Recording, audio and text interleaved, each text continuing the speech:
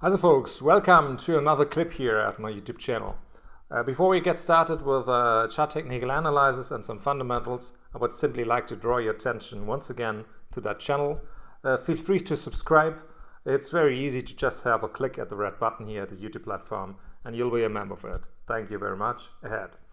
On top of that, very much appreciated if you leave some thumbs up. Thank you. Alright, let's have a look at the chart technical part of the Euro-US dollar currency pair right now. Technical picture. That's the Stock 3 platform. As you can see, I've just put in some boxes. So the bearish box, the red one, and the bullish box, the green one. And just to show you where that red box is coming from. So that means that's the 106.36 level, which is from March 22nd from the year 2020. All right. So just to show you where that kind of a box is coming from before we squeeze the chart back to get some little bit more of clarity or to simply have a little bit of a better view regarding the latest numbers and the latest daily candles here. So what is going on? There are two Fibonacci analyses put in this chart picture. So there's a white one and a red one. So as you can see, the white one is starting at the level of 35.7. That's the 100% fib right here. And it goes up to that level of 110.34 as a 0%. And that's the new starting point of the red Fibonacci analysis. So the 110.34 is the 100% going down to that last level, to the last low here of 106.12. So just giving you some hints where it could possibly go up to the upside, and a couple of interesting markers maybe on that way. So there's a 61.8 level, a Fibonacci level here at 108.728, and an interesting level going up to that, let's say that so-called projection level. That's the 161.8 level. It's at 112.94.8. If you remember an old analysis, you will be possibly remember that I spoke about a long-term Fibonacci analysis coming from the multi-year high at 123.49, going down to that multi-year low here at 095.357, and you will see that from this kind of old long-term Fibonacci analysis, you will have a 61.8 level at around 112.74. So that's a little bit of a cluster if you just check that out, 112.94.8, and compare that with that old marker I just told you about, that 112.75, so 74. So a little bit of a cluster regarding this area to the upside. And there is, of course, the next target for bulls, the retest of that marker of the 110.34, and to the downside there will be something like a fight at the area. We already saw that here between 106.10 and 106.36, and even going to that area we see here from that level of 104.80s. So that's a next step, a next possible target for the bears to the downside as well, especially when it comes to that two EMAs here on top. And these two EMAs already crossed that level here, and could be something like a possible retest to that two EMAs. EMA 200 is the red one, EMA 100 is the blue one. Regarding the relative strength index, we see down here there's still room to the downside. Please always have a look at the US dollar index, what is going to happen with the US dollar index, and especially when it comes to geopolitics and of course all this stuff. May it be something like a balloon going around the Carolinas, or may it be something like other issues we are right now discussing in Munich at the security conference between China and US and whatever.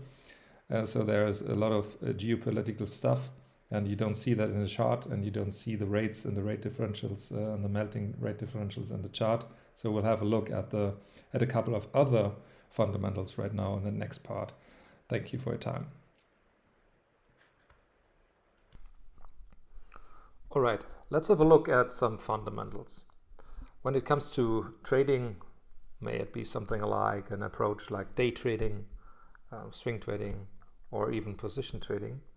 You may not have a look at the Fed balance or the ECB balance. And of course, you may not have a look at some kind of repayments, early repayments of banks, or about maturities regarding the bond market, regarding that special tenders from the central bank programs like the ECB programs or the Fed programs regarding mortgage-backed securities or something like treasuries. Well, just have a look what is going on the last, or what had been going on the last month or quarters regarding the Fed balance sheet when it comes to that expression, quantitative tightening, so reducing the balance sheet. And I need to have a look at my cheat sheet here right in front of me when it comes to the Federal Reserve banking system.